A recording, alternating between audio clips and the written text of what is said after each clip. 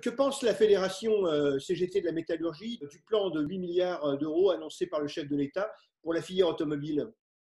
On a un avis très mitigé, étant donné qu'on reprend les vieilles recettes, hein, celles qui ont été utilisées depuis de nombreuses années. Hein. On injecte de l'argent public, 8 milliards pour la filière, 5 milliards sous forme de prêt pour l'entité Renault. C'est la même opération qui avait été faite en 2011. Renault avait déjà perçu de l'État sous forme de prêt exactement la même, hein, 3 milliards d'euros, avec l'engagement d'aucune fermeture de site, pas de délocalisation de produits, pas de licenciement. Résultat des courses, 9 ans après, on voit que les effectifs de Renault, entre 2011 et 2020, ont été diminués de plus de 8 000 salariés. Et si on prend sur 15 ans, c'est 20 000 salariés. Donc l'argent public pour redynamiser la filière, pourquoi pas, mais quel regard, quelle utilisation, quelle intervention des organisations syndicales, notamment dans les conseils d'administration, pour donner un avis, mais pas que, pour porter des propositions et pour que cet argent serve à l'industrie automobile française et développe les emplois et la capacité industrielle sur le territoire français.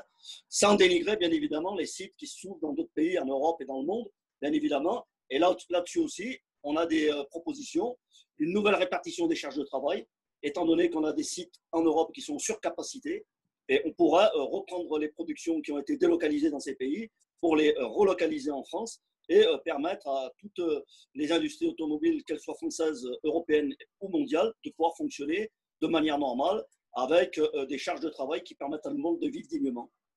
Alors, Emmanuel Macron a évoqué une certaine conditionnalité des aides à Renault. Vous considérez que c'est insuffisant? C'est exactement les mêmes conditionnalités qui avaient été faites par les gouvernements précédents.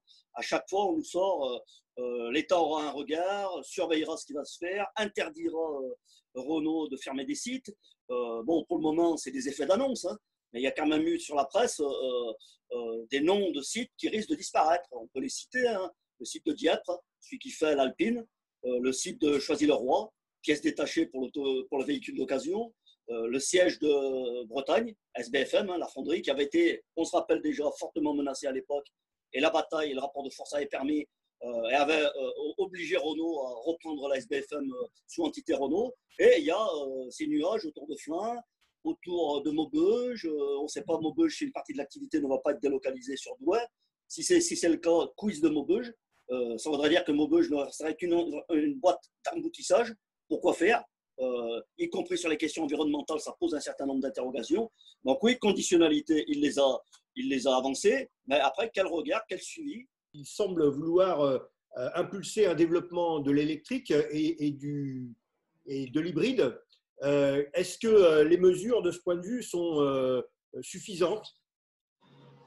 Là aussi, bien sûr que les questions environnementales deviennent un enjeu majeur. Et vouloir des motorisations qui répondent aux normes CO2, bien évidemment que la CGT n'est pas opposée. Mais on ne peut pas balayer d'un revers de manche les anciennes motorisations qui, je le rappelle, je l'ai déjà dit, il y a eu des essais chez Renault, chez PSA, où certains moteurs thermiques polluent, y compris moins que les moteurs électriques. Donc, après, pour revenir sur l'électrique, effectivement, il a proposé 7 000 euros pour les particuliers, 5 000 euros pour les professionnels. Il faut savoir qu'un véhicule électrique, le prix de départ, c'est 30 000 euros. La Zoé Renault, c'est 30 000 euros. Donc, si on fait 30 000 moins 7, ça fait 23 000. Donc, il faut qu'on nous explique comment un smicard, il va pouvoir se payer un véhicule de 23 000 euros. Donc, oui, réfléchir à des moteurs qui permettent de répondre aux normes environnementales. Et nous, on a un projet à la CGT. On a un projet travaillé par les camarades de Renault, CGT, mais pas que. L'ingénierie Renault a travaillé sur un véhicule électrique qui répond aux normes environnementales et qui répond aux besoins des populations. Et qui pourra avoir un coût d'achat d'environ 10 000 euros, voire moins de 10 000 euros. Et le calcul qu'ont fait les ingénieurs, il faudra injecter 400 millions d'euros pour pouvoir lancer ce nouveau projet du véhicule électrique. Et là, oui, on répondra aux besoins des populations, aux problèmes de pouvoir d'achat, étant donné que c'est la question aussi qui est posée, et aux problèmes environnementaux.